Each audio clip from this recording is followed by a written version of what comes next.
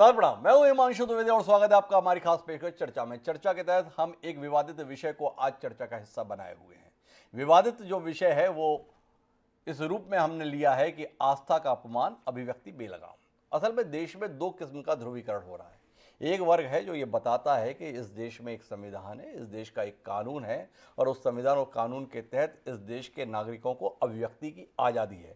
और जब अभिव्यक्ति की आज़ादी हमें है तो हम जो चाहें बोल सकते हैं, जो चाहे कह सकते हैं और उस पर अंकुश लगाने वाले आप होते कौन हैं। वहीं दूसरी ओर एक वर्ग है जो आस्था के संदर्भ में आग्रही है। उसका मानना है कि आपको अभिव्यक्ति की आज़ादी है, पर इसका अर्थ ये नहीं है कि आप मेरी आस्थाओं को निशाना बनाएं, मेरी आस्थाओं को चोट जुटाएं। ताज़ा मामला जो है वो एक फिल्म मेकर है लीना। उन्होंने एक फिल्म बनाई डॉक्यूमेंट्री की शक्ल में, उसका एक पोस्टर ट्वीट किया। उस पोस्टर में लोग भड़क इसलिए गए कि जो चित्र था वो माँ काली का था, माँ काली, लेकिन उसमें भक्ति भाव में नहीं है बल्कि उनको सिगरेट पीते हुए दर्शाया गया है और साथ साथ उनके हाथ में एक पोस्टर भी थमाया गया है जो लेस्बियन के समर्थन में है।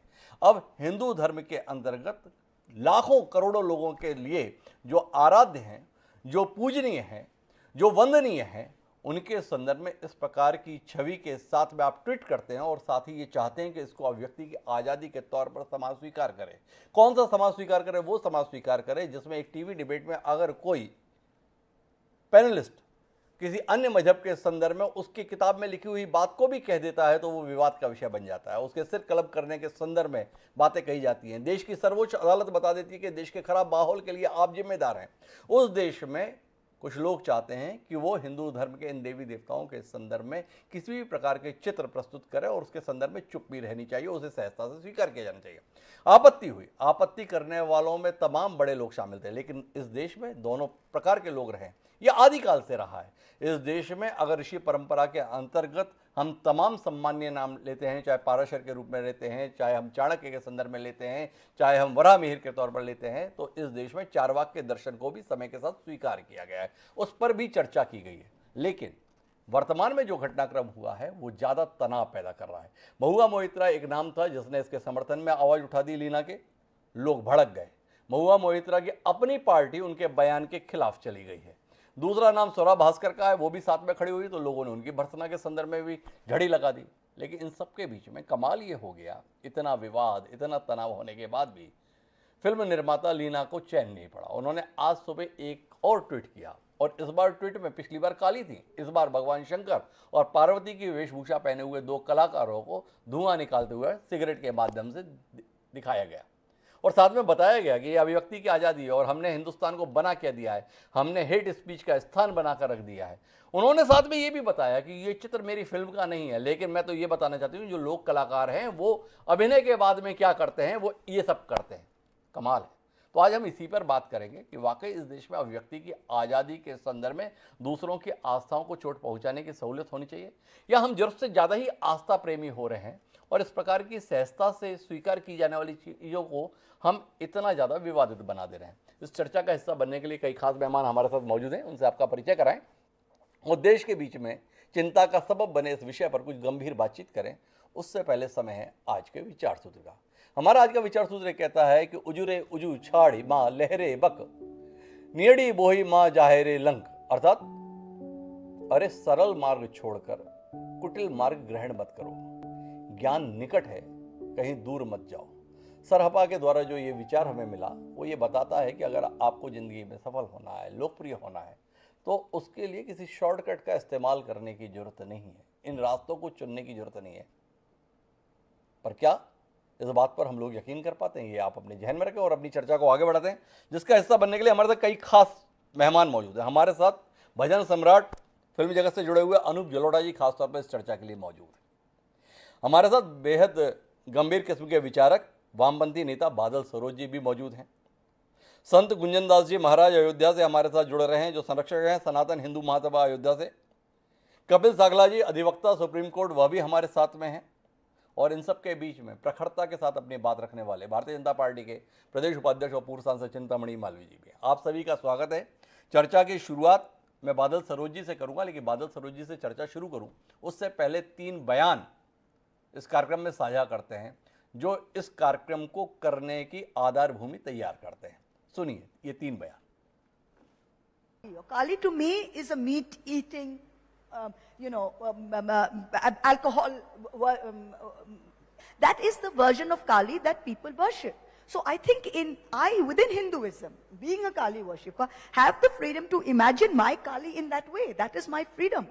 And I don't think anyone's sentiments in that way should be hurt by that. बहुत बार ये हुआ है, सब लोग धैर्य का साथ ये लोग स्वीकार कर लिया। हिंदू लोग शांत होता है, हमारी गीता हम लोग को सिखाया। बार बार ये हुआ, भगवान रामचंद्र का नाम को गाली बताया, चीफ मिनिस्टर खुद। शिवलिंग का अपमान हुआ, महादेव का, उनका जुबा लीडर बना दी। इस बार हम लोग छोड़ने वाला नहीं है इसको, ये लास्ट होगा, दिस इज लास्ट। ये काफी आपत्तिजनक पिक्चर है। इसमें हमारी काली माता को सिगरेट पीते हुए दिखाया है। मैं मणि मैकलाई जी से पूछना चाहता हूँ कि आखिर वो हमारी देवी देवताओं पर ही क्यों बनाते हैं? उनमें हिम्मत है किसी और पर बना के दिखाएं, किसी दूसरे धर्म के देवताओं पर? आपत्तिजनक है। मैं इस पर FIR कराने के लिए बोलूंगा और मध्य प्रदेश में प्रतिबंधित फिल्म कैसे हो इस पर विचार करेंगे। अगर तत्काल इन्होंने पोस्टर नहीं हटाए तो हम आगे कड़ी कार्रवाई कानूनी इनके ऊपर करेंगे। तो FIR की झड़ी लगी हुई है। ट्विटर को भी पत्र लिखा जा चुका है, ट्विटर को भी आपत्ति जताई गई है, कनाडा के हाई कमीशन के द्वारा भी पत्र जारी है। तो इतने सारे घटनाक्रम मौजूद हैं। बादल सरोज जी, आपका नजरिया इस पूरे मसले पर, क्योंकि कुछ भारतीय जनता पार्टी के सम्मानित सांसदों ने यह भी कहा है ये कुल मिलाकर घिनौनापन है और वामपंथी सोच का नतीजा है। तो सीधे तौर पर आप लक्षित कर दिए गए। इस प्रकार के जब भी विषय आते हैं आप लोग निशाने पर आ जाते हैं। आपकी टिप्पणी? पता नहीं, मेरे ख्याल से हमारे किसी नेता या प्रवक्ता का इस बारे में कोई बयान आया नहीं जी। लेकिन भारतीय जनता पार्टी के नेता अगर बहुत ही शिद्दत के साथ वामपंथ से प्रेम करते हैं तो उसके लिए उनको बहुत बहुत आभार जी। हमारी इस मामले में बिल्कुल स्पष्ट धारणा है कि जब पिच उखड़ी हुई हो जी, उस वक्त बाउंसर बॉल को हिट नहीं करना चाहिए। इस वक्त दुर्भाग्य से भारतीय संस्कृति और धर्म का एक ऐसा दुस्समय चल रहा है जहां आप इतिहास की, तर्क की, विवेक की, परंपराओं की कोई भी बात, शास्त्र सम्मत बात भी अगर कहना चाहेंगे तो उसको मिस इंटरप्रेट किए जाने की पर्याप्त संभावना है जी। इसलिए इस मौके पर इस तरीके के प्रज्वलनशील बयान नहीं दिए जाने चाहिए जी। इस तरीके की हरकतों से थोड़ा संभल के ही रहना चाहिए। ये एक ऐसा समय है जब जो विवेकशील और समझदार लोग हैं उन्हें अतिरिक्त सावधानी बरतने की आवश्यकता है, क्योंकि पहली बार भारतीय राजनीति में एक ऐसा गिरोह आया है जो असली सवालों को लेकर, जिसके लिए राजनीति होती है, उसको लेकर कुछ नहीं कर पा रहा है। इसलिए वो भावनात्मक मुद्दों की तलाश कर रहा है। इसलिए मेरा ये मानना है कि महुआ जी हो या स्वराज जी हो या जो भी लोग हों, इन लोगों को इस तरीके की तार्किक बहस का ये समय नहीं है। ये बहस एक ऐसे तूफान का समय है जिससे गुजर देना चाहिए। और ये असल में कोई अनायास भी नहीं है, असामान्य भी नहीं है जी।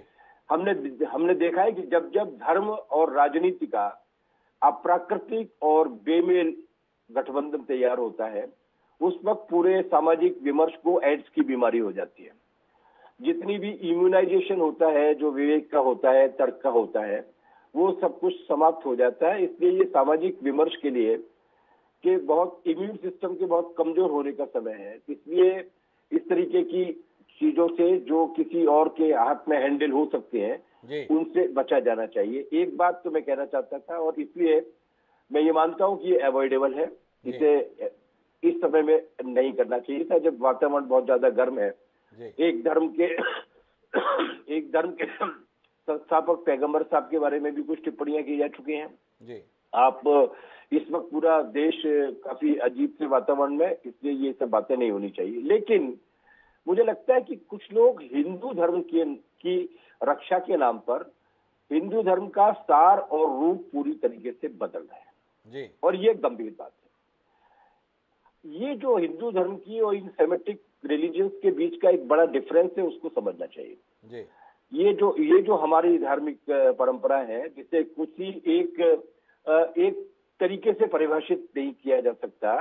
वो अपनी विविधता के लिए और वादे वादे जायते तत्वबोधन के लिए जानी जाती है। जैसे एक पिता का धर्म नहीं है ये, अब्राहम साहब से शुरू हुआ हो और 2 पैगंबरों के माध्यम से अलग अलग धाराओं में 3 धाराओं में गया हो, वो धर्म नहीं है ये जी। यहाँ कोई एक पिता नहीं है, यहाँ कोई एक किताब नहीं है, यहाँ कोई एक तरीका नहीं है।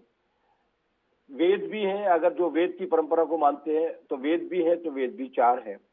अगर उपनिषद भी है तो उपनिषद भी जो प्रामाणिक उपनिषद माने जाते हैं, गंभीर उपनिषद, वो 18 है। और उनमें से आप अगर कठोपनिषद पढ़ेंगे, मंडूक उपनिषद पढ़ेंगे, छांदोग्य उपनिषद पढ़ेंगे, तो आप ये पाएंगे कि वो एक दूसरे के विपरीत बातें भी कर रहे हैं। तो यहाँ पर एक बहुत ही असाधारण विविधता रही है, जो विविधता इस देश के धार्मिक परंपराओं का असली रूप है। इसलिए इसे हम अगर एक सेमेटिक रिलीजन में या एक किताब आधारित रिलीजन में तब्दील कर देने की कोशिश करेंगे, तो मुझे लगता है हम उनकी नकल कर रहे होंगे जिन्हें कुछ लोग इस देश के धार्मिक परंपराओं के लिए खतरा मानते हैं। इसलिए इसमें दोनों पहलू हैं, लेकिन मैं फिर इस बात को दोहराऊंगा कि ये अवॉइडेबल समय है। इसमें मैं बादल जी आपसे समझना चाहूंगा, अभी समय ठीक नहीं है इसलिए ऐसा नहीं किया जाए, ये आपका कहना है, या आप मानते हैं ये है ही गलत? आप इस देश के संदर्भ में, हिंदू धर्म के संदर्भ में जो बात कर रहे हैं कि इसमें विविधता है, तो विविधता द्वैत अद्वैत के संदर्भ में यहाँ मूर्ति पूजा के समर्थन में तमाम तर्क हैं, तो मूर्ति पूजा के विरोध में भी तमाम तर्क है, और दोनों ही तर्क समाज के बीच में मान्य भी हैं। पर क्या इन सारी विविधताओं के बीच में किसी शख्स को यह अधिकार हो सकता है कि वो माँ काली के संदर्भ में उनके हाथ में सिगरेट थमा दे, और सिगरेट ही नहीं थमा है, साथ में लेस्बियन के समर्थन का पोस्टर भी थमा दे? क्या इसे आज के समय में आप उचित नहीं मानते हैं, पर किसी और समय में इसे उचित मानने के लिए तैयार है? ये सवाल है। देखिए कोई भी धर्म, कोई भी ईश्वर जी, कोई भी देवता जी, इस तरीके के कार्टून से तो प्रभावित होने वाला नहीं है जी, उसकी सामर्थ्य बहुत ज्यादा है जी। मैं कह रहा हूं कि ये समय इसलिए दुस्समय है कि यहाँ जो हमारी परंपरा का हिस्सा रहा है, वह भी अगर करने की कोशिश की जाएगी तो उस व्यक्ति को उसी तरीके से ब्रांड कर दिया जाएगा। मैं 3 उदाहरण दे रहा हूं आपको जी। मेरी ननिहाल ब्रज में है जी। और ब्रज में ब्राह्मण परिवारों में, सवर्ण परिवारों में बेटी के विवाह के ठीक पहले, जिस दिन बारात आने वाली होती है उसके ठीक पहले रात्रि में जो गाने गाए जाते, गीत गाए जाते हैं, उसमें भगवान राम के लिए गालियां गाई जाती हैं ब्रज में, सवर्ण परिवारों में। क्योंकि वो ये मानते हैं कि तुमने बहुत अच्छा काम किया, लेकिन तुमने अपनी गर्भवती पत्नी को जंगल में छोड़ दिया था, जो गलत था। उसके लिए उन्हें कोसा जाता है। ये है भारतीय धार्मिक परंपरा की ओपननेस। एक ये वो धर्म है जहां पर कृष्ण अपनी गीता में और अपने कई ग्रंथों में ये बात कहते हैं कि इस धरा पर सबसे विद्वान ऋषि अगर कोई पैदा हुआ है तो उसका नाम है भृगु। और वो भृगु जाते हैं और भगवान विष्णु में लात मार के चले आते हैं। ये वो देश है जहां पर विवेकानंद ये सवाल करते हैं गंभीरता के साथ कि भाई मैं किसकी मानूं? एक तरफ आप कहते हो कि वेदों में ये चीज लिखी है, उसको मानो क्योंकि वो हमारे अवतार हैं, और एक तरफ वही विष्णु के अवतार के रूप में बुद्ध पैदा होते हैं जिन्हें आज कहते हैं कि विष्णु के अवतार हैं, और वो ये वेद की एक एक पंक्ति का खंडन करते हैं, उसको त्रैवेदस्य करता रहे, धूर्त भंग निशाचर के रूप में वर्णित करते हैं। तो मैं किसकी मानूं? और तब उन्होंने ये कहा था कि हमें विवेक की मानना चाहिए, हमें हमारी देश की जो धार्मिक परंपराएं, विविधता है, उनकी मानना चाहिए। ये जो प्रचार पाने के लिए या इस तरीके के मतलब जिसको कहते हैं, ये एक तरीके का स्टंट है ये, लेकिन भारतीय परंपरा में इस तरीके का वो रहा है। आप इग्नोर कीजिए ना, उसका कितने लोगों ने ट्विटर पे देखा होगा, लेकिन आज आपने 135 करोड़ जनता के बीच में उनका बिना उनसे पैसा लिए हुए उनका विज्ञापन पहुंचा दिया। इस देश में देवी देवता पिछले 5000 वर्षों से हैं और उन 5000 वर्षों से वो कभी खतरे में नहीं रहे, और मनुष्य अगर ईश्वर की रक्षा करने के लिए अवतरित होने लगे तो मुझे लगता है ये धर्म विशेष के लिए खतरा है। कि मुझे लगता है कि हम उन्हें ज्यादा रक्षा के लिए अगर मनुष्य अवतरित होने लगे तो ये धर्म के लिए खतरा है। ये बादल सरोजी ने एक नजरिया दिया, लेकिन महत्वपूर्ण बात यह है जो बादल सरोजी कह रहे हैं कि विविधता है, पर देश का माहौल इस समय ऐसा नहीं है जिसमें इस प्रकार की चीज़ों को किया जाए, ये भी बात वो कह रहे हैं। लेकिन मेरे साथ में अनूप जलोटा जी हैं। पूरा फिल्म जगत इस समय निशाने पर है, बटा हुआ भी है। अधिकांश लोग लीना मणि में कलाई के साथ नहीं है, पर कुछ लोग साथ खड़े होने की हिम्मत दिखा रहे हैं। अनूप जलोटा जी जैसा भजन सम्राट हमारे बीच में है, इस पूरे घटनाक्रम के संदर्भ में सिने जगत क्या सोचता है? क्या ये सच के साथ खड़े होने वाली बात है? ये वाकई अभिव्यक्ति की आज़ादी का विषय है अनूप जी? यह आपका मानना है कुल मिलाकर अपनी ज़िंदगी में जब सकारात्मक कार्यों से आप सफलता नहीं पा सके, पहचान नहीं बना सके, चर्चित नहीं हो सके, तो आपने इस रास्ते को चुना, क्योंकि कम से कम इसने कुछ और नहीं किया। हम में से कोई लीना जी का नाम नहीं जानता था। पिछले 5 दिन में देश का शायद ही कोई शख्स रहा जो लीना जी का नाम नहीं जानता। तो आपसे जानना चाहता हूँ, क्या ये कुल मिलाकर चर्चित होने की कोशिश मात्र है? हम अनावश्यक ही इस विषय को इतना गंभीर बना दे रहे हैं, जो इस लायक ही नहीं उनके विषय में बात कर रहे हैं। देखिए, टॉपिक है 2 पोस्टर्स का जी इससे ज्यादा नहीं है। जी मैं इधर उधर की बात नहीं करूंगा। मैं सिर्फ आपको इतना बताना चाहता हूं जी कि बहुत से लोग हैं जो शॉर्टकट से नाम कमाने की कोशिश करते हैं। जी वो शॉर्टकट बुरी राह भी हो सकती है और वो शॉर्टकट अच्छी राह भी हो सकती है, जी लेकिन शॉर्टकट से जो भी आता है उसको ये पता होना चाहिए कि थोड़े दिन में शॉर्ट सर्किट होने वाला है जी और वो गायब हो जाएगा। हम लोग बड़े बड़े संत महात्मा लोग, बड़े बड़े कलाकार लोग मेहनत करके, विद्या प्राप्त करके, अपना अपना रियाज करके एक सही रास्ते से एक क्षेत्र में आते हैं जी और उस क्षेत्र में देर तक स्थापित रहते हैं। जी लीना ने जो किया है, जो उसने पहला पोस्टर जारी किया, जी तो मुझे बिल्कुल वही लगा कि ये शॉर्टकट अपनाकर, और वो भी गलत ढंग से शॉर्टकट अपनाकर, जो बिल्कुल ही हमको क्या किसी को भी पसंद नहीं आया। जी उस शॉर्टकट से वो नाम प्राप्त करना चाहती हैं और अपने प्रोडक्ट को सक्सेस देना चाहती हैं। जी और उसके बाद जब सेकंड पोस्टर आया तो मैं समझ गया कि इनका मानसिक संतुलन ठीक नहीं, क्योंकि उनका काम तो पहले पोस्टर से हो गया था। जी अब वो क्या बताना चाहते, उन्होंने अपना काम अपने पहले पोस्टर से कर दिया। जी जगह जगह उनकी थू थू हो गई, जगह जगह उनका नाम लोग जान गए और उनसे नाराज हो गए। अब काम खत्म हो गया। दोबारा आने का मतलब है कि ये मानसिक संतुलन की गड़बड़ी अब कंफर्म है। इनको किसी न किसी पागल खाने में स्थान देना चाहिए, जहां रहकर वो अपनी कल्पनाएं, अपने डिजाइन्स बनाती रहें और अपनी बिरादरी के बीच होंगी। पागल खाने में तो सबको देती रहें, दिखाती रहें कि भाई देखो ये हमारा एक अपनी हमारी कल्पना है, तो वो लोग देखेंगे, समझेंगे, वो भी नाचे गाएंगे इस पे। लेकिन अनूप जी, मैं माफ़ी के साथ बीच में हस्तक्षेप के लिए खेद व्यक्त करता हूं, लेकिन आपसे जानना चाहता हूं, एक बात तो हो गई लीना जी के संदर्भ में, जिनका दूसरा पोस्टर ट्वीट होने के आधार पर आप इस नतीजे पर आए हैं कि उनका मानसिक संतुलन खो गया है और उनको पागल खाने में भर्ती कराए जाने की जरूरत है। एक तार्किक बात आपने कही, पर इस देश में सम्मानीय सांसद के तौर पर लोकसभा में मौजूद है महुआ मोइत्रा, वो समर्थन में खड़ी हैं बड़ी मजबूती के साथ इन लीना जी के, बता रही हैं कि उन्होंने जो कहा वो सही है और उनके लिए तो देवी का यही स्वरूप है और अगर ऐसा पोस्टर है तो क्या बिगड़ जाएगा। उनकी अपनी पार्टी उनके साथ नहीं खड़ी है।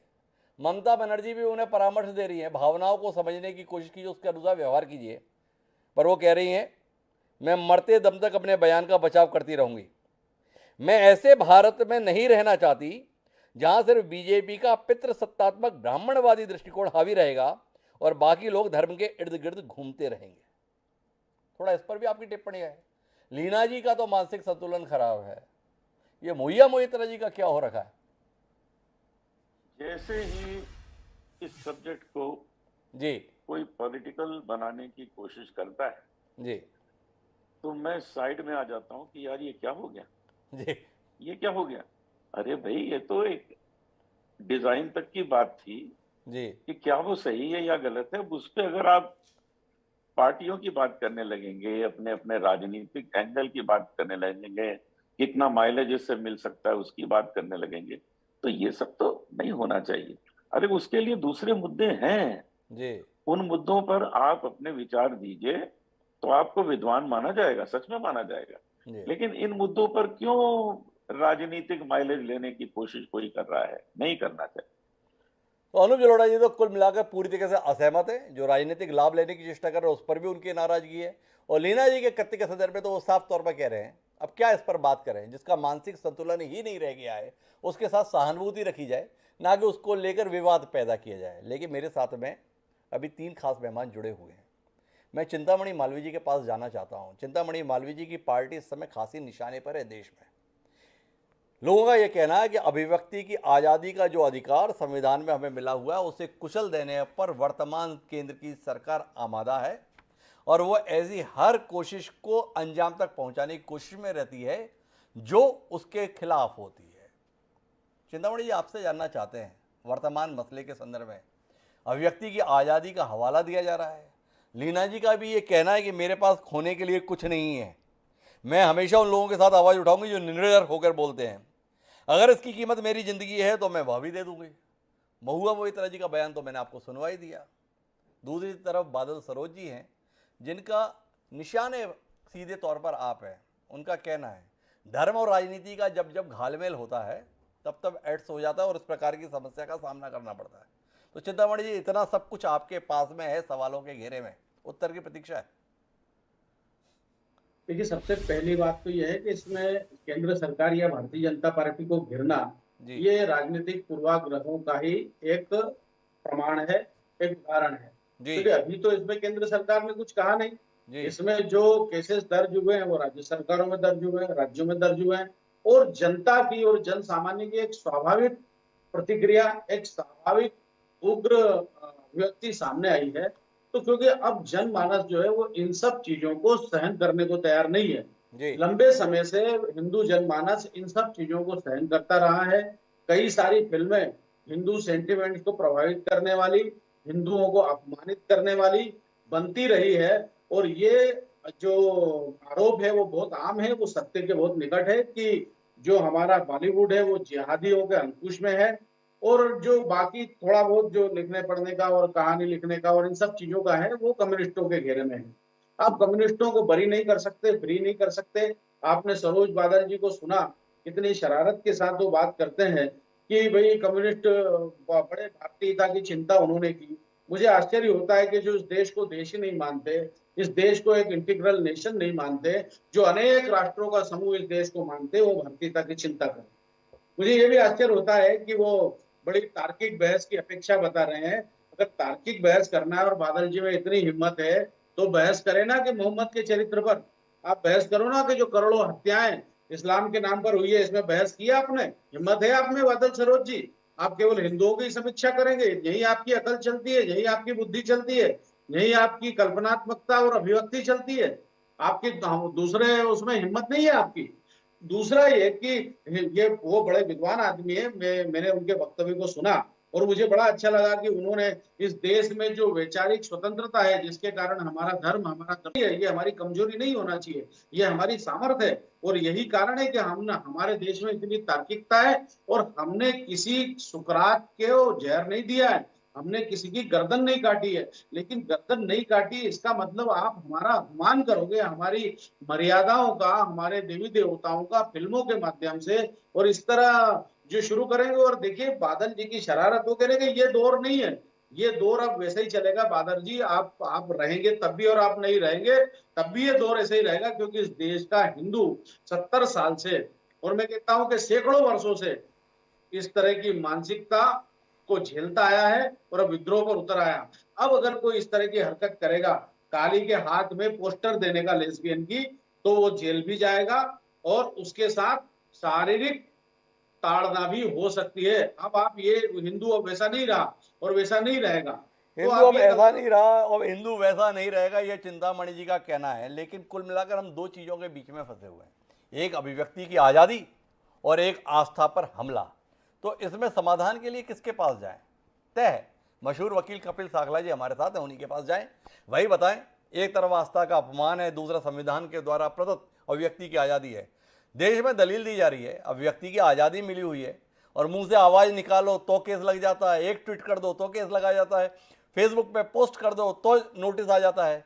कुल मिला के व्यक्ति की आज़ादी के नाम पर कुछ कहने के लायक बचे कहाँ हैं? जिस नेता के खिलाफ बोल दो तो नोटिस है, जिस धर्म के संदर्भ में बोल दो तो नोटिस है, पैगंबर मोहम्मद साहब के संदर्भ में लिखा हुआ ही बोल दिया तो नोटिस आ गया।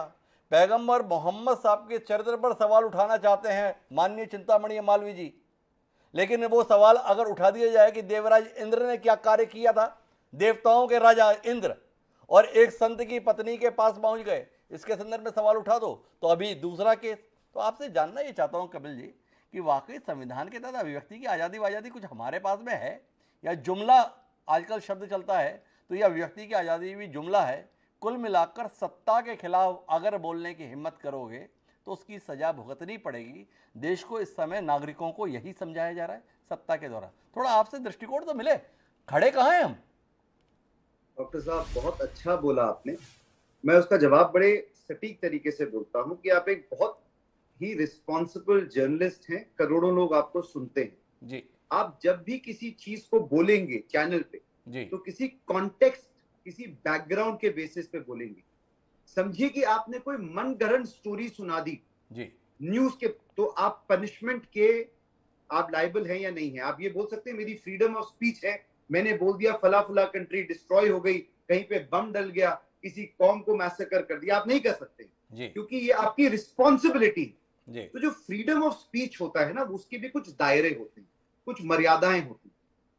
ऐसा बोला गया कि कुछ चैनल्स ने, कुछ जगहों में कुछ लोगों ने कुछ ऐसी चीजें बोली जो कि भड़काऊ थी, जो शायद सच नहीं थी। तो जो केस चला वो ये बोला गया कि आपने वो इसीलिए करा ताकि आप पर्सनल प्रॉफिट कमा सके। तो अगर आपका जो कॉन्टेक्स्ट, जो मैं बात कह रहा था, कॉन्टेक्स्ट बहुत जरूरी है। कॉन्टेक्स्ट की एक चीज हो गई बैकग्राउंड, कि उस बात में कितनी सच्चाई है, जो आप बोल रहे हैं उसमें कितनी सच्चाई है। तो फ्रीडम ऑफ स्पीच का मतलब ये नहीं है कुछ भी बोल दें। जैसे अगर आप माँ काली के बारे में बोले, अगर कॉन्टेक्स्ट ये होता जो कि मोइत्रा जी ने भी कहा कि जी मैं भगवान को ऐसे देखती हूँ, तो आपको कॉन्टेक्स्ट देखना है कि क्या वो भगवान की कोई स्टोरी है पुराणों में, किसी किताब में, जहां पे ये था कि काली माँ LGBTQ के फ्लैग को लेकर चल रही थी, कुछ ऐसी स्टोरी है क्या? या वो सिगरेट पी रही थी? हम शिव जी को दिखाते हैं दिखाते हैं ना, दिखाते हैं कि वो एक हुक्का मार रहे हैं, वो फूंक रहे हैं, पर उसका एक कॉन्टेक्स्ट है। अगर आप उस कॉन्टेक्स्ट को ले जाएं और आप उसको आप कहना पे दिखा दें, तो वो कॉन्टेक्स्ट नहीं है, वो आप कंट्रोवर्सी क्रिएट कर रहे हैं। तो जो फ्रीडम ऑफ स्पीच है आपकी, वो है, वो सैक्रोसैंट है, वो तोड़ी नहीं जा सकती, पर आपकी उतनी रिस्पॉन्सिबिलिटी। अंग्रेजी में कहावत है कि your right stops where my nose begins. तो अगर आपकी अपनी थॉट प्रोसेस है वो अपने पे रखी। मैं भगवान को एक पर्टिकुलर तरीके से देखता हूं, मैं ये मानता हूं, पर इसका मतलब ये नहीं है कि मैं उसको प्रमोट करने के लिए चैनल्स में जाके शोर मचाऊंगा, मेरे भगवान ऐसे हैं, तुम्हें भी मानो, तुम्हें तकलीफ है तो तुम जानो। ये नहीं हो सकता। और दूसरी चीज आपको ये देखना है, और ये लॉ है, लॉ ये कहता है कि फ्रीडम ऑफ स्पीच सैक्रोसैंट है, फंडामेंटल राइट है, पर उसके भी कुछ सब्जेक्ट टू है, मतलब कि कुछ प्रोविजियो है कि आप अगर कोई चीज कह रहे हैं तो उसका कॉन्टेक्स्ट क्या है।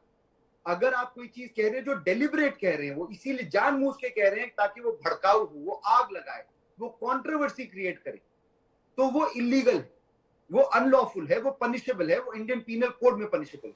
तो ये कहना गलत है कि आप कुछ भी ट्वीट कर दें तो आपको पनिशमेंट मिल जाएगी, ऐसा नहीं है। ये हुआ दूसरी तरफ से कि जब किसी किताब में कुछ लिखा हुआ था, वो वाली चीज को बोला गया, तो यहाँ पे सर कलम होने लगे। मैं पॉलिटिकल बात नहीं कर रहा हूं, मैं लीगल बात कर रहा हूं। तो लिबरल जो होते हैं ना, वो भी एक बड़ी डेंजरस कॉम हो गई है आजकल डॉक्टर साहब, क्योंकि जो लिबरल हो गए वो बहुत सिलेक्टिव हो गए, हमारे वकीलों में भी। क्योंकि आपको जहां पे लगता है कि मेरे टांग टूट जाएगी, मैं कुछ ना बोलूं मेरा घर टूट जाएगा, तो आप दूसरे की साइड ले लेते हैं, भैया मुझे मत मारना, मैं तुम्हारे साइड आ गया। या कंट्रोवर्शियल बात होती है कि मैं ये सोचता हूं मैं 10 लोगों के लिए शोर बहुत मचाऊंगा तो मेरे को किसी तरह से बैंडविड्थ मिल जाएगी।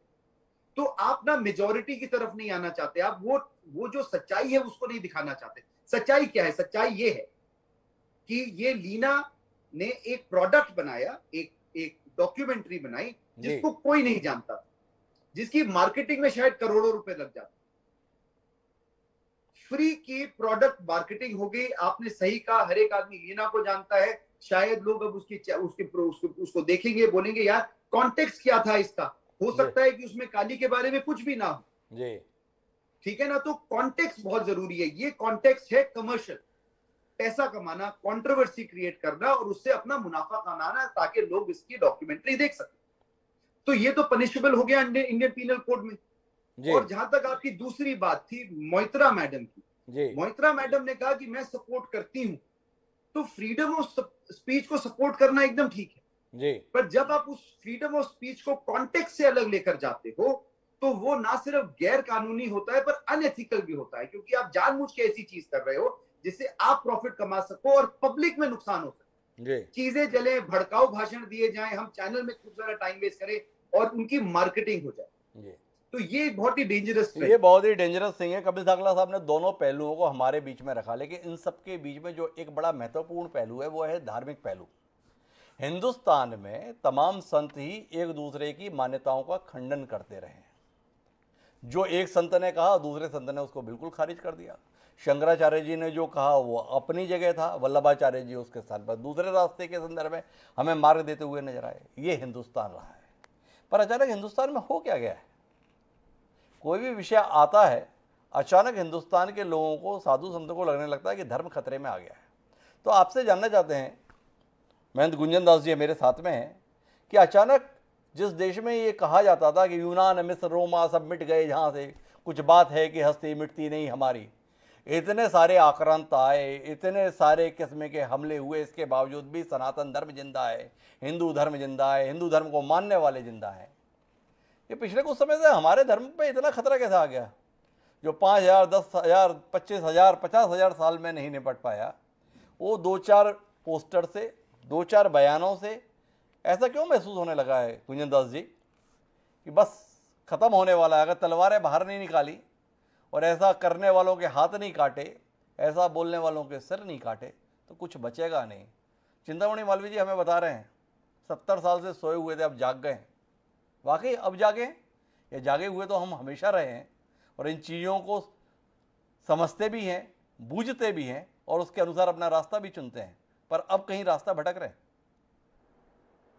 ऐसा कुछ नहीं है। जागे हम पहले भी थे, जागे हम आज भी हैं जी। पहले ट्विटर, फेसबुक या सोशल मीडिया या हमारे पास 24/7 चलने वाले न्यूज चैनल्स या ऐसे नहीं थे कि छोटी सी बात अगर किसी कस्बे में या कहीं दूर दूर देश में हो गई तो सब तक शायद वो पहुंच नहीं पाती थी, या पहुंचने में जब तक वो पहुंचती थी लोगों के पास प्रिंट मीडिया उससे, तब तक वो विवाद ठंडा रह जाता था। धर्म के प्रति हम सजग बहुत थे। और दूसरा प्रश्न जो आपने कहा कि क्या 5,000 सालों से यहाँ हूण आए, शक आए, यूनानी आए, इस्लाम के लोग आए, लेकिन हमारा धर्म खतरे में नहीं आया, तो अब खतरे में कैसे आ गया? देखिए, धर्म खतरे में तब भी था, धर्म खतरे में अब भी है और धर्म खतरे में कभी भी नहीं माना जा सकता है। हम कहाँ पे पहले थे, कहाँ से संकुचित होते होते अब कहाँ पे पहुंच गए हैं। अगर इन आक्रमणों का या इनका कोई प्रभाव ना होता तो फिर भारत में सनातन धर्मावलंबियों का देश था, अन्य मत और मजहब के लोग यहाँ कैसे रह रहे होते? तो कहीं ना कहीं क्षति तो हुई है। ये बात हम नहीं डिनाई कर सकते कि इससे कोई नुकसान नहीं हुआ है। यहाँ बात आती है कि ऐसे 2 पोस्टर बनाने से या ऐसे एक अभिव्यक्ति की स्वतंत्रता के नाम पे ऐसे काम करने वालों से हमारा धर्म कितना प्रभावित होता है। धर्म और धार्मिक मान्यता प्रभावित नहीं होती है। हमारी धार्मिक मान्यता करोड़ों वर्षों से, हजारों वर्षों से, लाखों वर्षों से ऋषि मुनियों की परंपरा से रही है। जो वास्तविक जो सत्य है, सत्य पे सनातन धर्म टिका हुआ है, उस ज्ञान पे। ऐसे फूहड़, मूर्ख और जो है पागल व्यक्तियों द्वारा, पागल महिलाओं द्वारा इस तरीके के पोस्टर बनाने से हमारी धार्मिक मान्यताएं या हमारे धर्म के प्रति आस्था नहीं कमजोर होती है, विषय ये नहीं है।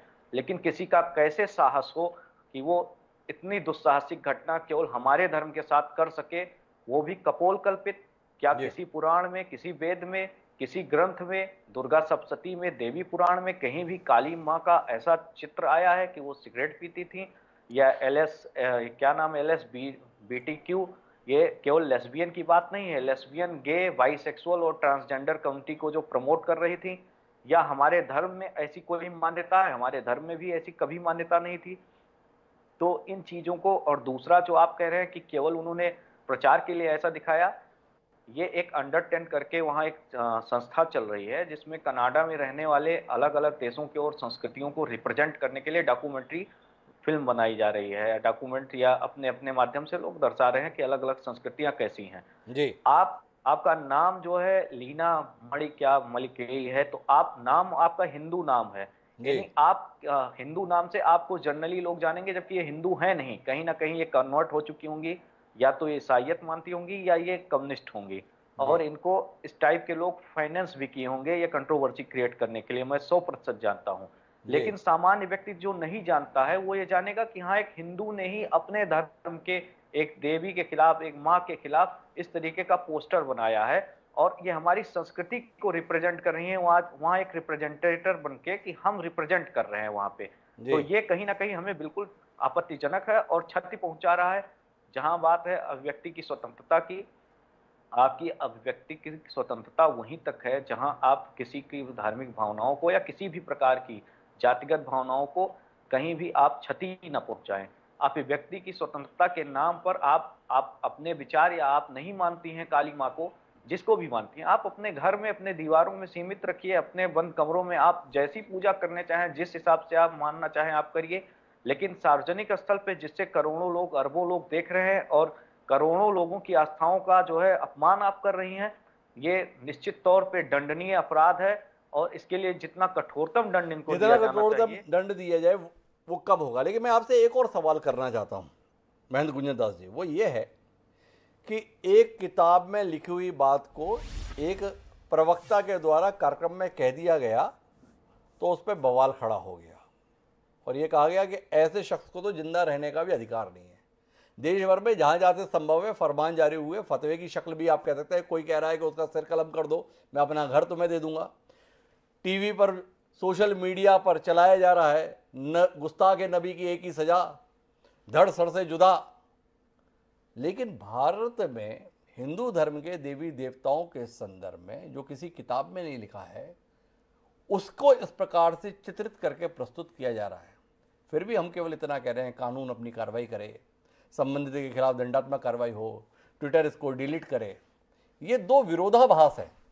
इस विरोधाभास के संदर्भ में कोई टिप्पणी करेगा? बताया जा रहा है इस देश में कि हिंदुओं के संदर्भ में कट्टरता बहुत बढ़ गई है, हिंदुओं के संदर्भ में इस देश का वातावरण खराब किया जा रहा है, और हम तो अभी तक बात यही सुन रहे हैं कि भाई उनके खिलाफ कानून कार्रवाई करे। मध्य प्रदेश के गृह मंत्री भी ये कह रहे हैं जो भी कानून सम्मत कार्रवाई है हम करेंगे। किसी ने अभी तक लीना जी के गले काटने और हाथ काटने की बात नहीं की। फिर भी बताया जाता है कि हिंदू बहुत कट्टर हो गया है। थोड़ा इस पर भी दृष्टि दें संत गुंजन दास जी आप। अगर हिंदू कट्टर होता तो फिर ऐसा साहस करने की, लीना नाम की जो पागल महिला है, इसको ऐसा साहस ना होता। अब रही बात जो पैगंबर मोहम्मद पे टिप्पणी की गई, उस पर भी मैं जाना चाहूंगा। नुपुर शर्मा जी ने टिप्पणी की उनके ही किताबों पे, कोई हम लोगों ने या किसी अन्य मजहब के लोगों ने नहीं लिखा, उसी पे किताब लिख पे उन्होंने टिप्पणी की, और उस पे कन्हैया लाल जी की और उमेश कोले 2 लोगों की हत्या हो चुकी है जी। तो और इस तरीके से नारे लग रहे हैं। इस पे सबसे बड़ी बात यह है कि इस पे ये चाहे मोहित मित्रा कौन है, बंगाल की महिला, और महुआ मोहित्रा है जी, और कोई नहीं है, इस देश की सम्मानीय सांसद है, लोकसभा में चुनकर आई हुई है गुंजन दास जी, कोई नहीं है।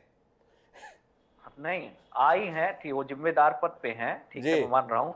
ऐसे लोगों की टिप्पणी इस पे आ जा रही है, लेकिन क्या इन लोगों के पास इतना साहस है कि ये एक बार ये कह देती कि नहीं जो किताब में लिखा है इस पे एक बार विचार होना चाहिए, और इस्लामिक जगत के जो स्कॉलर हैं या जानकार हैं वो इस पे चर्चा कर लें कि लिखा हुआ है वो असत्य है या जो लिखा हुआ है वही बात। एक जो इस्लाम का प्रचार कर रहे थे, उनका क्या नाम, जाकिर नाइक, उन्होंने बार बार कहा, उनका तो उस बात का सभी ने समर्थन किया।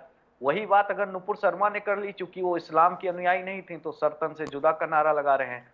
अब हिंदू असहिष्णु हो गया है, इंटॉलरेंस बढ़ रही है, कट्टरता बढ़ रही है।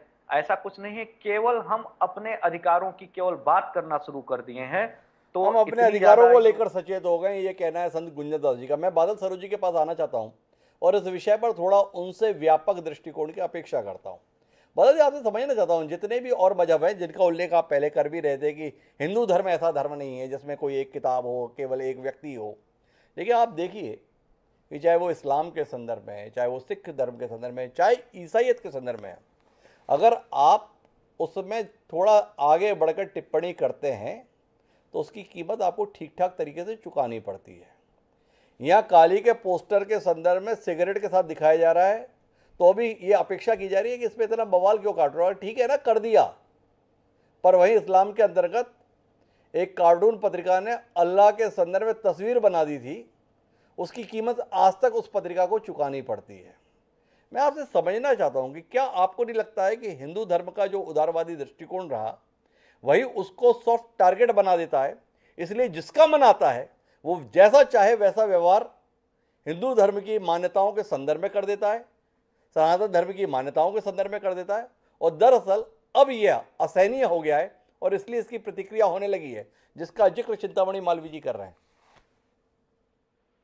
देखिए, एक तो आप पूरी तरीके से आश्वस्त रहिए जी कि चिंतामणि मालवीय जी बोल चुके हैं कि हिंदू जाग चुका है जी, और अब वो बाकी सारी बातें भी बोल चुके हैं कि फिजिकली भी करने के लिए तैयार है और ये है जी। तो आप अगर किसी के मन में ये मलाल है कि हाय वो लोग मार डालते हैं और हम लोग नहीं मार पा रहे हैं, तो आज चिंतामणि जी के वचनों को सुनकर मैं आश्वस्त हुआ हूं कि हमारे यहाँ भी इस तरीके की एक टोली तैयार होने के लिए वातावरण बन चुका है और चिंतामणि जी ने घोषणा भी कर दी है।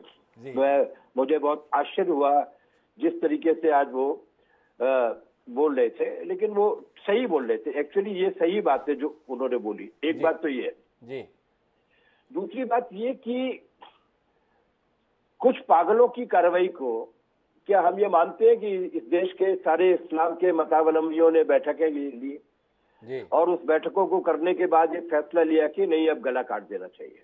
नहीं, ये पागलों की जमात है जो इस वक्त पूरे दुनिया भर में सारे धर्मों में बड़े व्यापक तरीके से फैलाई जाने की तैयारी कर रही है। कौन है ये लोग?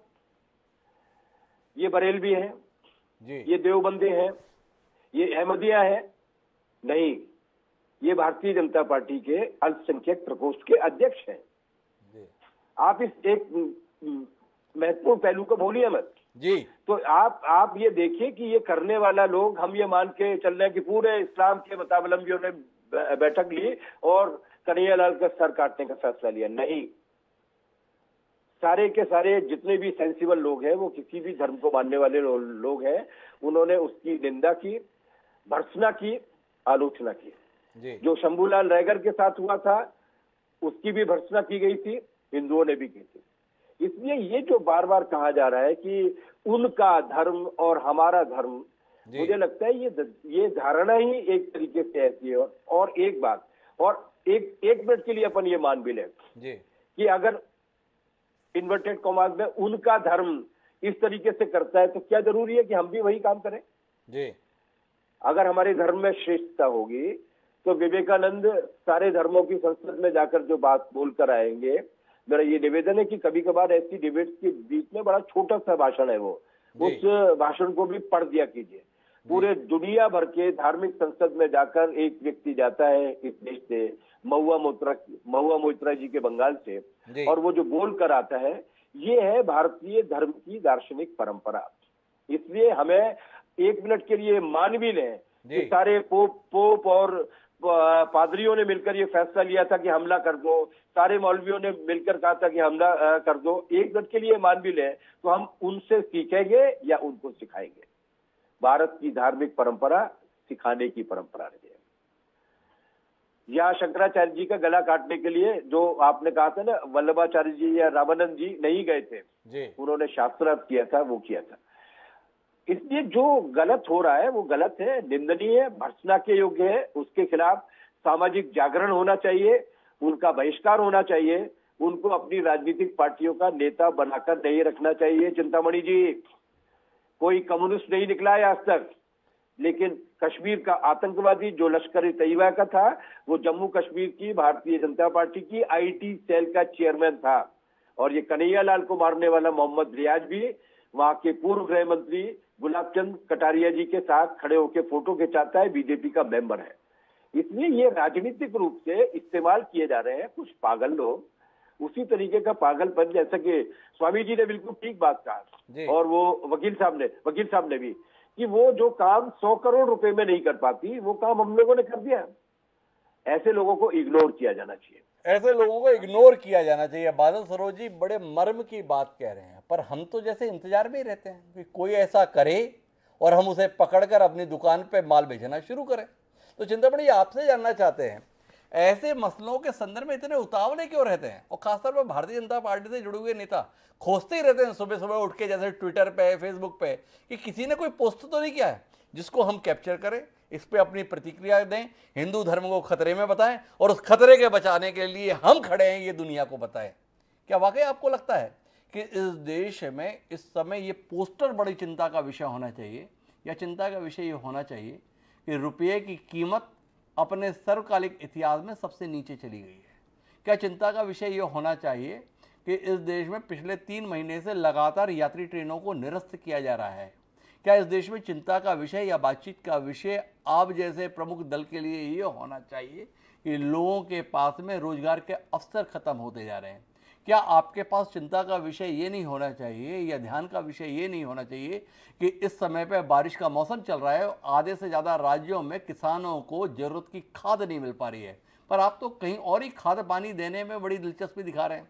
हिंदू धर्म की सुरक्षा के लिए आप प्रण प्राण से जुटे हैं, पर जिस हिंदू धर्म को मानने वाले लोग हैं उनके पास रहने, खाने और जीने के संदर्भ में संकट आने वाले समय में दिखाई दे रहा है, इस पर आप बात नहीं करना चाहते?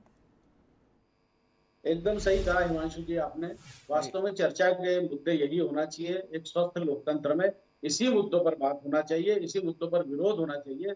लेकिन बहुत दुर्भाग्य इस देश का कि इस देश में बहुत बड़ी आबादी जी वो केवल धर्म के आधार पर ही सोचती है, धर्म के आधार पर ही राजनीति करती है, उसका वोट भी धर्म के आधार पर पड़ता है, उसका पूरा जीवन धर्म के आधार पर, उनके मजहब के आधार पर चलता है और उसकी प्रतिक्रिया बाकी लोगों पे जाती है। तो इसमें ये दोष कि भाई ये ऐसा कर रहे हैं, इसलिए ये मुद्दे किसने बनाए? भाई किसने?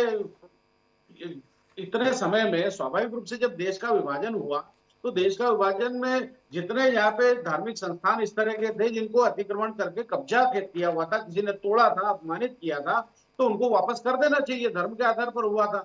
अब उसमें अगर शिवलिंग निकला तो फिर शिवलिंग का अपमान करना, ये करना, तो कुल करके एक बहुत बड़ी आबादी इस देश में केवल मजहबी सोच रखती है और बाकी जो बहुत सारी पार्टियां वो उनका उचित और अनुचित समर्थन करती है। इसलिए ये सारे मुद्दे सामने आते हैं। ये मुद्दे होना नहीं चाहिए। वास्तव में देखिए क्यों आते हैं ये मुद्दे। आज पूरा देश, अगर नुपुर शर्मा ने कुछ कहा, उसने तथ्यों का अभिव्यक्ति दी है, तथ्यों का विश्लेषण किया है, तो उसको अगर कुछ गलत भी लगा तो वो डिनाई करेगा, नहीं ऐसा नहीं है, या तथ्य दे, लेकिन गला काटने की बात हो रही है। इसलिए महीने भर से ये सारा काओस मचा हुआ है। अब इसमें यहां भी आप देखिए तो ये जो ये विचारधारा जो मणिमेखलाई की है, ये उससे कोई बहुत अलग नहीं है, कोई अलग नहीं है। ये उसी विचारधारा का एक धारा है, एक और उसका रूप है। तो ये जब आप क्रिया करोगे तो प्रतिक्रिया आएगी। मैं ऐसा बादल क्रिया करोगे तो प्रतिक्रिया आएगी। अब नुपुर शर्मा का तो गला काटने की बात इसलिए हो गई ना कि देश के सबसे बड़े राजनीतिक दल ने अपना पल्ला झाड़ लिया। अगर देश का सबसे बड़ा राजनीतिक दल ये कहता कि जो नुपुर शर्मा ने कहा वो तथ्यों के आधार पर है, किताब के आधार पर है, तो शायद किसी की हिम्मत नहीं पड़ती। अब पार्टी ने खुद ही उस महिला को अकेला छोड़ दिया तो बाकी लोग ललकारने लगे। तो ये भी एक अपने आप में चिंता का विषय होना चाहिए, चिंतन का विषय होना चाहिए। चिंतामणि मालवीय जी, एक तरफ आप हिंदुत्व के लिए कुछ भी कर गुजरने के लिए तत्पर रहते हैं और जैसे ही मुसीबत आई तो एक महिला को अकेला भी छोड़ देते हैं। निलंबित प्रवक्ता पहचान रह गई है नुपुर शर्मा की, आपके लिए विचार का विषय होना चाहिए। लेकिन मैं कपिल साकला जी वापस आपके पास आना चाहता हूँ। आपने जायज़ नाजायज़ के संदर्भ में पिछली बार बहुत कुछ कहा, लेकिन आप क्या महसूस नहीं कर रहे हैं कि हम दो पार्टों के बीच में कहीं ना कहीं उलझ तो गए हैं? एक तरफ अभिव्यक्ति की आज़ादी है और दूसरी तरफ आपने बताया कि अगर आपकी स्वतंत्रता मेरी नाक के संदर्भ में आ जा रही है तो फिर वो आज़ादी नहीं है। पर ये नाक इतनी लंबी हो गई है ना, ये दिक्कत हो गई है। ये नाक इतनी लंबी हो गई है नेताओं की कि वो अब कुछ भी मुंह से निकलता है तो वो उनकी नाक से टकरा जाता है। इसके संदर्भ में कुछ कहना? एक ट्वीट, एक बयान, एक पोस्ट और आपने न्योता दे दिया। कौन सी आईटी एक्ट की धारा के तहत मामले दर्ज हो जाते हैं समझ में नहीं आता। थोड़ा आप बताएं ना इसके संदर्भ में। वो एक केतकी नाम की अभिनेत्री थी, शरद पवार पे एक कटाक्ष कर दिया, 1 महीने तक जेल में रहने की नौबत आ गई। एक जुबैर हैं, अभी भी जेल में हैं। किया क्या था उन्होंने? 2014 में एक फिल्म आई थी, उसका एक पोस्टर उन्होंने ट्वीट कर दिया, फिल्म चल गई सेंसर से पास होकर, तो कुछ खराब नहीं था, उन्होंने ट्वीट कर दिया, अचानक आस्थाएं आहत हो गई। आप तो इतने बड़े वकील हैं, थोड़ा बताइए ना, ये कानून है किस लिए? हम लोगों को बचाने के लिए या हम लोगों का काम लगा देने के लिए? जी डॉक्टर साहब, दो पहलू। जी, जो पहला आपका आंसर, देखिए लॉ हमारी प्रोटेक्शन के लिए बना है जी, और लॉ को हमने भी प्रोटेक्ट करना है। कैसे कि हमने इंश्योर करना है कि हम चीजें ना जलाएं, ट्रेन ना जलाएं, बसेस ना जलाएं, तो ये गिव एंड टेक होता है जी, लॉ के साथ। अब अनफॉर्चुनेटली क्या है कि जो हमारी लॉज है ना, वो अंग्रेजों ने बनाई थी और उसमें हमने थोड़ा बहुत, जैसे कहते हैं, डेंटिंग पेंटिंग करके उसको चलाए जा रहे हैं। जी, तो लॉ को इवॉल्व होने का टाइम आ गया। इस सरकार ने आई थिंक 2 साल पहले या 2.5 साल पहले कमिटी बिठाई थी जिसमें कहा था आईपीसी सीआरपीसी पे अमेंडमेंट होगी, जिसपे अभी भी विचार चल रहा है। बीच में ये भी कहा था कि एक बेल एक्ट आएगा जिसमें ये होगा कि एक फॉर्मूला क्रिएट हो जाएगा जिससे आपको ये पता होगा कि सिर्फ 15% जो राइट होगा वो कोर्ट पे होगा, बाकी सारा एक फॉर्मूला के हिसाब से होगा जहां पे आपकी बेल इंटाइटलमेंट होगी कि आपने छोटा ऑफेंस करा है, पहला ऑफेंस करा है, फैमिली मेंबर है नहीं है, आप कितनी, आपकी सोसाइटी में कितने रसूख है, वगैरह वगैरह। जी। तो अभी तक ये लॉज इनैक्ट नहीं हुए हैं। तो आपकी बात तो सही है कि देखो लॉ बड़े मिसयूज हो रहे हैं, पर इसलिए मिसयूज हो रहे हैं क्योंकि लॉ बहुत पुराने जी, और हम आप डेवलप हो गए हैं। आज के ऑफेंसेस अलग किस्म के हो गए हैं, आज के राइट्स अलग किस्म के। ये पहली बात। अब दूसरी बात, जो आपने कहा कि एक आप ट्वीट भी चला दो तो केस बन जाता है, बात उसकी नहीं है, बात इसकी है कि आप किस कॉन्टेक्स्ट पे क्या कह रहे हैं और उसको स्पेसिफिक रखिए। ये काली पोस्टर पे इसका कॉन्टेक्स्ट क्या है, इसकी रीजनिंग क्या है, इसका मोटिव क्या है, ये जानना बहुत जरूरी है। क्रिमिनल लॉ में मोटिव को ये माना गया है कि जहां पे कॉन्स्पिरेसी होती है, मोटिव देखा जाता है कि भैया इसका इंटेंशन क्या था, है या नहीं। तो ये आप इंटेंट देखिएगा। ये कपिल सांगला जी बड़े महत्वपूर्ण बात कह रहे हैं कि कोई भी मसले में कोई ट्वीट, अरे पहले जैसे फिल्म के संदर्भ में हमारी दलील थी कि जुबैर ने कर क्या दिया, एक फिल्म पहले आई थी उसके एक हिस्से को ट्वीट कर दिया। बात केवल उस चित्र को ट्वीट करने की नहीं है, उसके पीछे मंशा क्या है कानून के अंतर्गत, वो बड़ी महत्वपूर्ण चीज़ है। आप किस मंशा से कोई चीज़ पोस्ट कर रहे हैं वो बड़ा महत्वपूर्ण है। समाज में उसका संदेश क्या जाएगा वो बड़ा महत्वपूर्ण है। अभिव्यक्ति की आज़ादी का मायने ये नहीं है कि आप देश में आग लगवा दें। अभिव्यक्ति की आज़ादी का मायने ये नहीं है कि आप समाज के बीच में विभाजन पैदा कर दें। आज़ादी की अभिव्यक्ति का मायने ये कतई नहीं है कि इस देश की शांति व्यवस्था को खराब कर दें। कुल मिला के कपिल सांगला जी हमें ये समझाने की कोशिश कर रहे हैं। आखिरी टिप्पणी के लिए मैं बाबा गुंजन दास जी के पास आना चाहता हूँ। बाबा गुंजन दास जी से ये जानना चाहता हूँ, पिछले कुछ समय से हिंदू समाज में इस प्रकार की भावना बलवती हुई है कि हमारी आस्थाओं के साथ खिलवाड़ करना दुनिया में सबसे ज़्यादा सहज है। बाकी किसी धर्म मजहब के संदर्भ में अगर आप टिप्पणी करते हैं तो आपको उसकी कीमत तुरंत चुकानी पड़ सकती है। पंजाब में सरकार बदल जाती है गुरु ग्रंथ साहब की बेअदबी के मसले में। हर सरकार ये बताने की कोशिश करती है कि सब कुछ बर्दाश्त कर लेंगे सब, पर बेअदबी के मसले में किसी प्रकार का समझौता नहीं करेंगे। इस्लाम के संदर्भ में कहानी हम देखते ही हैं, ईसाइयत के संदर्भ में भी कहानी हम देखते हैं, लेकिन हिंदू धर्म के संदर्भ में अगर कोई साथ खड़ा हो जाता है तो उस पर भी सवाल खड़े हो जाते हैं। तो इस पर एक आपकी टिप्पणी आखिरी इस कार्यक्रम के अंतर्गत बाबा गुंजन दास जी। मैं थोड़ा 5 मिनट का समय चाहूंगा बोलने के लिए जी। जैसे अभी कम्युनिस्ट विचारक जी ने कहा, सरोज जी ने, कि राजनीति में धर्म को ना घुसेड़ा जाए। पार्टियां गिद्ध दृष्टि रखती हैं कि कोई मसला हो गया, कोई मुद्दा हो गया तो उसमें राजनीति करने लगती हैं। देखिए, कोई भी देश बनता है उसकी एक भौगोलिक सीमा होती है, फिर संस्कृति होती है, वहाँ के नागरिक होते हैं, संस्कृति और धर्म जुड़ा होता है। तो एक देश का निर्माण संस्कृति से, धर्म से, भौगोलिक सीमा से होता है, फिर उसके लिए एक नीति बनती है चलने के लिए, इसको राजनीति कहते हैं। तो धर्म तो राजनीति से अलग नहीं हो सकती है। अगर आप भाजपा या किसी दल को दोष देते हैं तो आप उन लोगों को दोष नहीं देते हैं जो पॉलिटिकल माइलेज या कहीं हिंदुओं को छोड़ के अन्य मजहब या पंथों को मानने वाले के लिए पॉलिटिकल माइलेज देख के उस हिसाब से टिप्पणी करते हैं, या ऐसे मुद्दों पे जो हिंदुओं के, बहुसंख्यकों की भावनाओं को आहत करता है उस पर चुप्पी साध लेते हैं, कहीं ना कहीं मौन व्रत धारण कर लेते हैं, वो भी तो पॉलिटिकल माइलेज ले रहे हैं।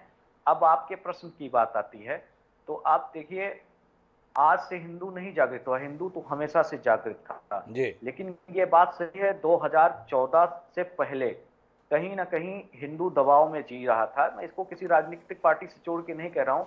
2014 के बाद कुछ न कुछ उग्रता तो नहीं कह सकते, जागरूकता हिंदू समाज में आई है। आप देखिए, मकबूल फिदा हुसैन करके एक पेंटर हुआ करते थे, उन्होंने माँ दुर्गा के, माँ काली के तमाम गंदे अश्लील चित्र बनाए।